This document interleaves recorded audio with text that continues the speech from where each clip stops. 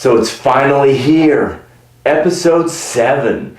After months of torturous anticipation that reignited my Star Wars obsession, I felt like I needed a lecture from William Shatner from that Saturday Night Live sketch at the Star Trek convention.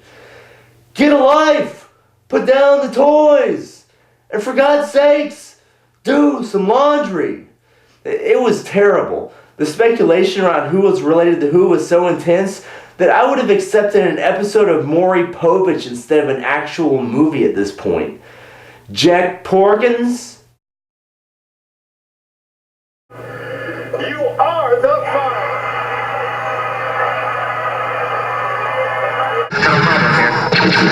Eject! I can hold it! Pull up! No, I'm alright!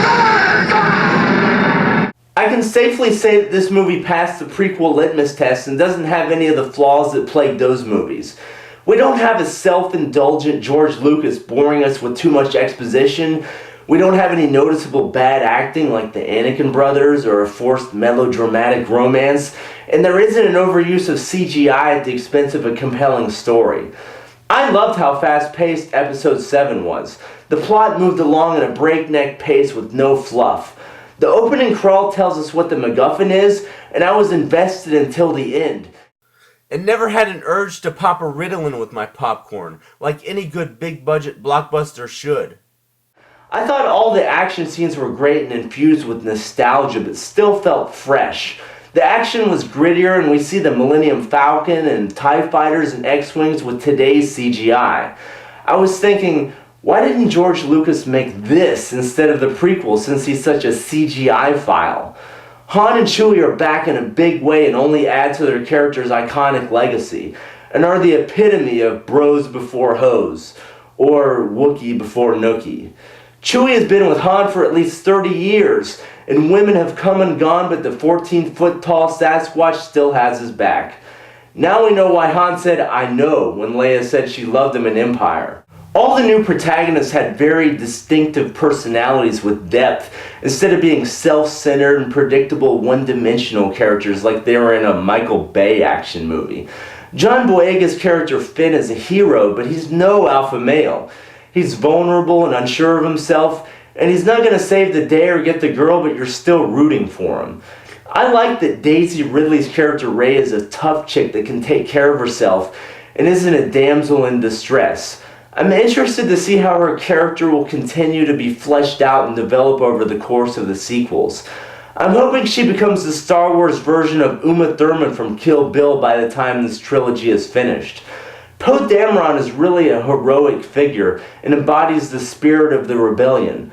Oscar Isaac did such a good job that I could believe that Poe's face would be on recruitment posters across the galaxy. I also like the witty banter between these characters in Han and Chewie. It reminded me of the type of humor in the Avengers or Iron Man movies. And BB-8 steals the scenes that he's in. He always seems really hyper, like he's powered with Mountain Dew and pixie sticks. And he reminded me of the little cleaning robot in Wall-E with major OCD. It's nice to see in 30 years they've improved from a trash can to a volleyball. I didn't feel the same way about the villains, though. I thought they were wooden and shallow by comparison, like the opposite of the heroes and villains in the G.I. Joe cartoons in the 80s. Kylo Ren is just a psychopath that no one would actually respect. They used James Earl Jones, one of the greatest actors of his generation, to voice Vader, and Kylo just sounds like Satan from South Park.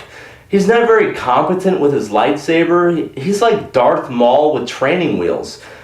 You'll pine for the lightsaber battles from episode 1.